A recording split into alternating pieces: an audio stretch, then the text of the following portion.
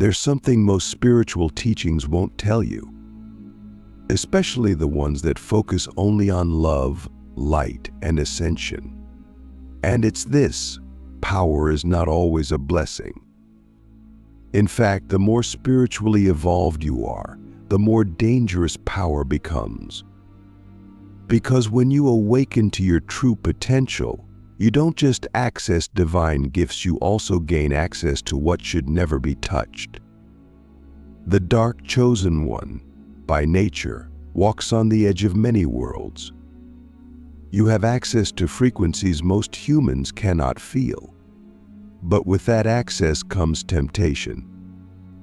And not just metaphorical temptation, but dimensional intelligence energies that will offer you shortcuts, rewards, influence, even reverence, at the cost of your soul's integrity.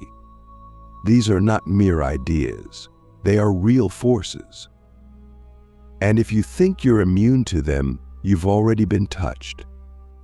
I've seen it too many times. A powerful seer, mystic, or awakened soul rises fast. They speak truth. They disrupt systems. They awaken others. But somewhere along the way, they touch a current that doesn't belong to the source. It feels like power, but it's distortion. It feels like authority, but it's possession. And from the outside, it's hard to spot. Because these powers mimic light. They mimic wisdom. They even mimic compassion. But their frequency is off, subtly at first, then completely. And by the time the chosen one realizes they've been hijacked, it's too late. Their audience is addicted. Their identity is entangled. Their soul contract is violated. And unless they go through a brutal purification, they will not return. That's why this conversation is not optional. It's critical. The first demonic power is energetic manipulation. It sounds harmless after all. We're all told we create our own reality, right? But there's a line between conscious co-creation and covert control. The moment you start using your energy to bend the will of others, even subtly, you've entered the current of corruption. This begins small. You want someone to like you, so you amplify your aura. You want a client to say yes, so you pulse a little persuasion into your voice. You want to protect someone, so you override their field without consent. It feels spiritual. It feels effective. But it's violation. And every time you do it, you fracture your own field. Because real power doesn't force, it invites. When you manipulate another's will, even for good reasons, you enter the realm of black magic. And over time, that magic uses you. Ask yourself, have you ever used your energy to get something, even if you told yourself it was for their benefit? The second demonic power is spiritual bypassing through ascended identity. This is the most seductive one, especially for those who have truly suffered, truly awakened, and truly transcended the old matrix.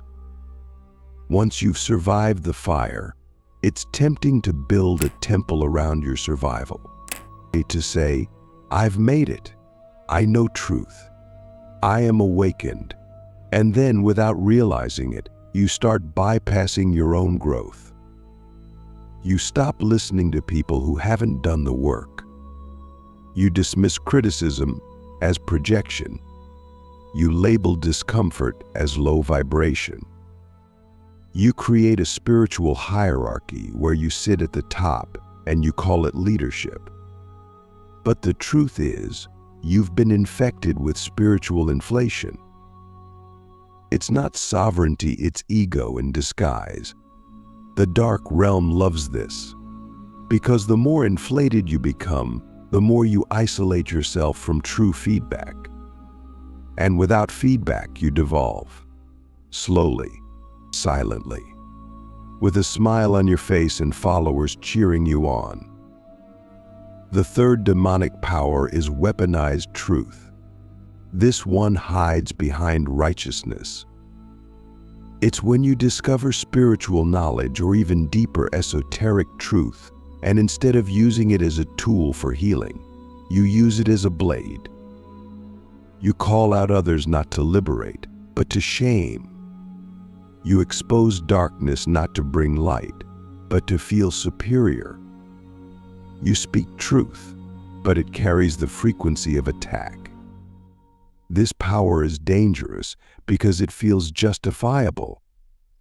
You're not lying. You're not manipulating. You're just being honest.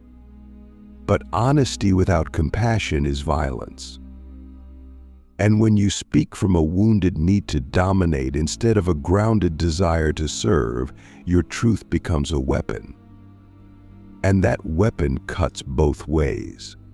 It damages the listener, but it also splinters your own soul. Because deep down, you know, truth without love is just another form of control. Are you speaking to liberate or to dominate? And now we enter perhaps the most dangerous of all, energetic harvesting through influence. This one is almost invisible. You build a platform. You gather a community. You offer value, support, wisdom. But beneath the surface, something shifts. You begin to feed off their attention. You start relying on their validation to feel whole. You feel a drop in energy when engagement is low. You crave their praise. You fear their disapproval. Slowly, you begin shaping your message not by truth, but by what will keep them close. This is energetic vampirism, not in the cartoonish sense, but in the subtle, spiritual way. You're not giving from overflow, you're feeding from their gaze. And each time you do, you lose a little bit of your sovereignty, because now your field is not a temple. It's a marketplace, and your soul is the product being sold.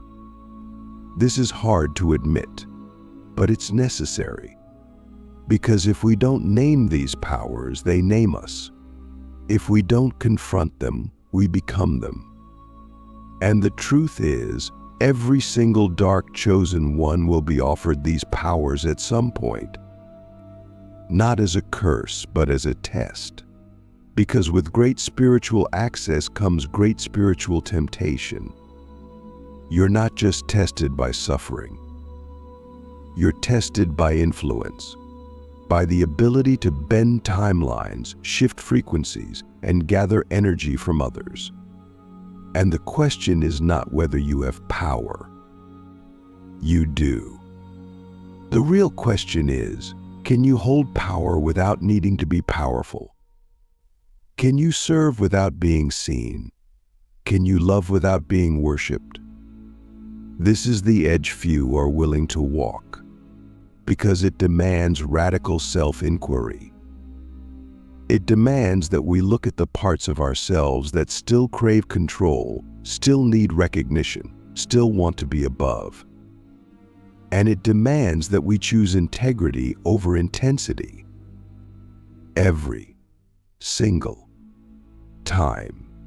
Because the moment we stop choosing integrity, we don't just fall, we fracture. And the more powerful you are, the more devastating that fracture becomes. I've seen gifted souls lose everything not because they were evil, but because they touched a current they weren't clean enough to hold. And that current rewired them from the inside out, until their light was a mask, and their teachings became poison. So I ask you, what power are you still using that isn't truly clean? Not what others think, not what your audience claps for. What you know in silence, in stillness, is not aligned. Can you let it go? Can you choose to walk away from a power that works but costs you your soul? Because that's the price. These aren't harmless tools. They are dimensional agreements. And once you say yes, they don't go away quietly. They embed, they nest, they feed. Until you're no longer the one holding the power is holding you. We need to go deeper. Because the tragedy isn't when a dark chosen one falls, it's when they fall and still believe they're rising. That's the real seduction of these demonic powers. They don't announce themselves with red eyes or ritual candles.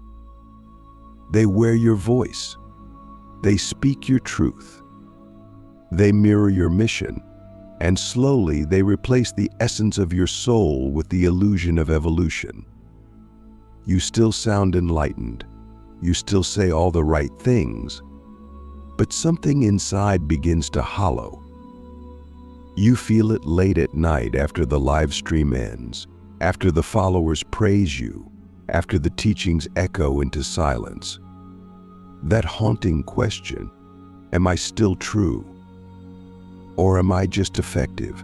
And if you've ever asked that, you're already one step ahead. Because most don't even notice when the serpent slips on their skin and calls it divinity. Let's talk about the fifth demonic power, dimensional authority without devotion. This is when a chosen one gains access to powerful spiritual realms, astral states, inner planes, ancestral portals, and begins to claim authority within them. Not because they've earned it through humility, but because they've tasted the power and now want to own it. They start giving themselves titles: oracle, priest, galactic elder, initiator of codes. These may or may not be true. The danger isn't in the label, it's in the lack of devotion behind it. True spiritual authority is entrusted, not claimed. And it comes with suffering, sacrifice, and surrender. But when you bypass devotion and step into dimensional seats that aren't yours to sit in, the realm itself turns on you. Because now you're not a guest, you're a thief. And the realms of the unseen do not tolerate theft. They will strip your gifts quietly, and you won't even know you're empty until it's too late. The sixth demonic power is identity fusion with archetypal energy. This one is subtle, but lethal. It happens when a chosen one begins to merge with an archetype: the warrior, the healer, the destroyer, the phoenix, the serpent, the goddess. At first, it's empowering. You feel the energy rise. You channel its wisdom. You embody its presence. But then you become it. You lose the distance. You stop being a human channeling a current and start being a persona possessed by it.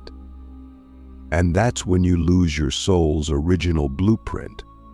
The archetype becomes your personality, your aesthetic, your lifestyle. And soon, you're no longer evolving, you're performing. And worse, you can't stop, because your audience now expects the archetype. Your rituals now reinforce the archetype. Your income now depends on the archetype. And every time your soul tries to whisper, "This isn't me," you silence it in the name of embodiment. But embodiment without essence is just possession with better branding. Let's pause here and ask a terrifying question. What part of your identity is built on something you once channeled but no longer resonate with? Can you release it? Even if it's your brand, even if it's your business, even if it's the mask your entire community believes is you? That's the test. Because the longer you wear the archetype, the harder it is to remember the real you beneath it. And the serpent loves that. Because the serpent's greatest power is disguise.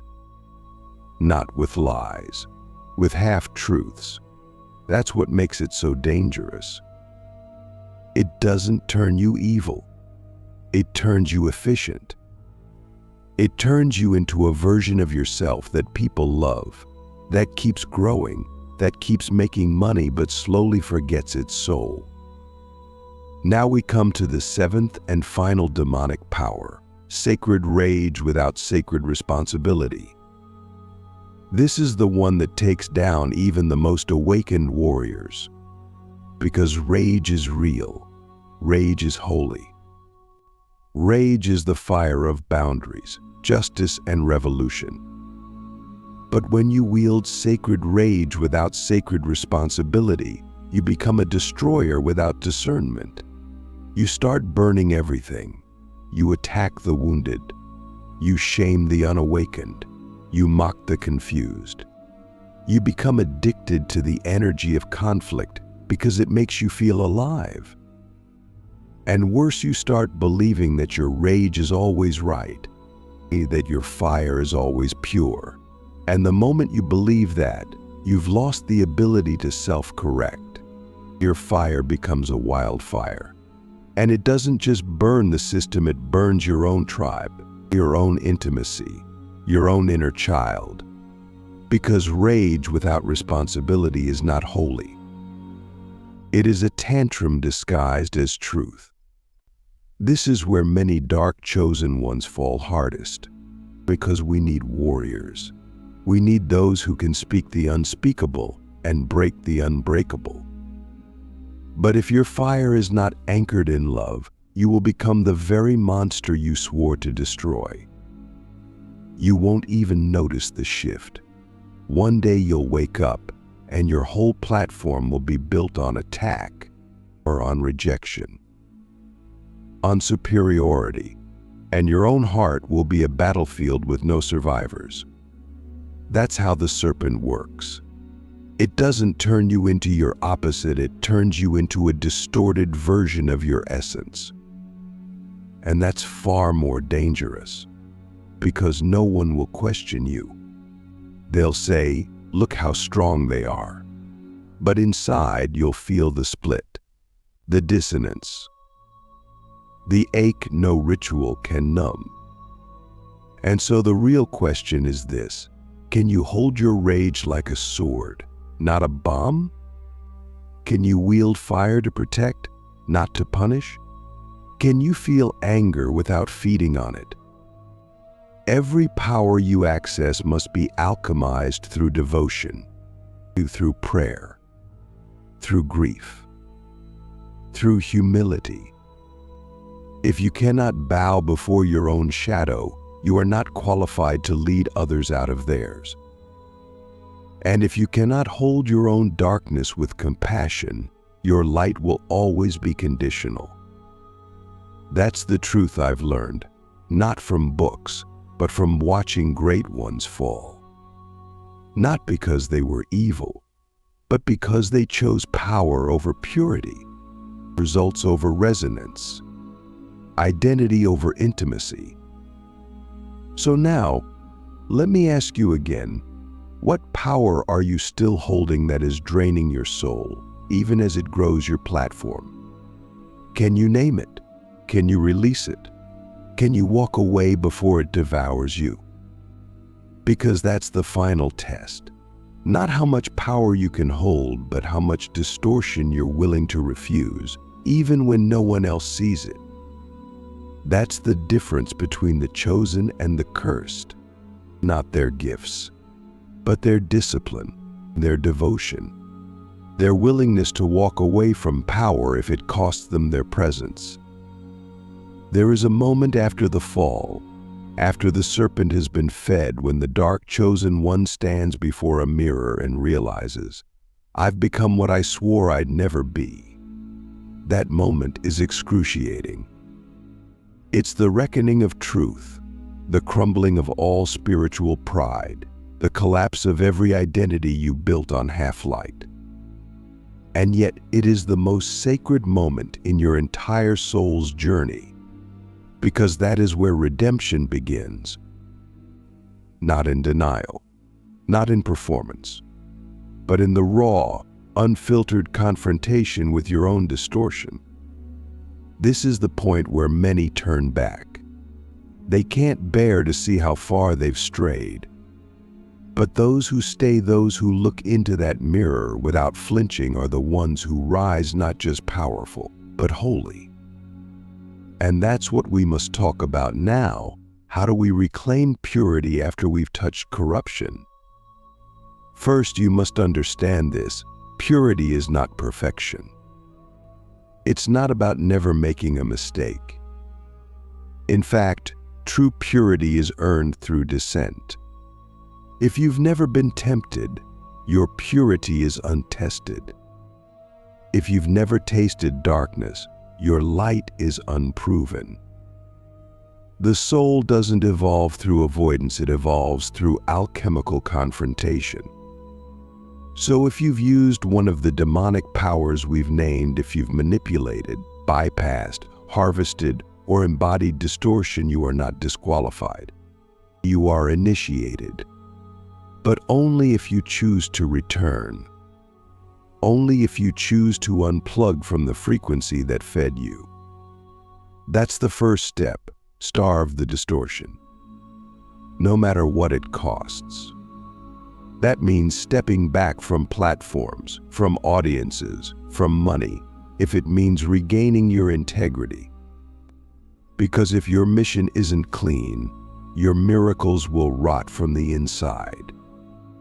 The second step is brutal, but beautiful. Apologize to your own soul. Not performatively, not as a public post, but in sacred ceremony. Go somewhere silent. Kneel. Weep. Speak to your higher self like a fallen priest returning to the temple. Say, I forgot. I strayed. I touched what wasn't mine. I ask to be cleansed, not because I deserve it, but because I remember who I am. And then wait. Let the silence answer you. Let the grief wring you out. Let your ego die in the ashes of its own performance. This isn't self-punishment, it's soul purification. Because only when your field is emptied of counterfeit frequency can true power return.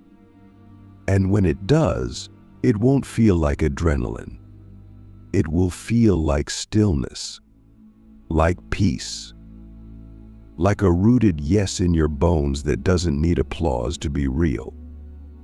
Next, you must rebuild your mission from truth. That means every offering, every word, every movement must pass through the filter of, is this clean? Not will this sell? Not will this impress? But does this honor the divine blueprint of my soul? And if the answer is no, you don't do it. Even if it costs you popularity, even if it costs you money, because your mission is not a brand. It's a living altar. And if your altar is profaned by performance, your power will always be borrowed. But if your altar is rebuilt in truth, even if it's small, even if no one sees it, your power will be sovereign. And when your power is sovereign, you become untouchable. Not because you're perfect, but because you're real. And in this world, realness is the rarest currency of all. And now comes the final phase.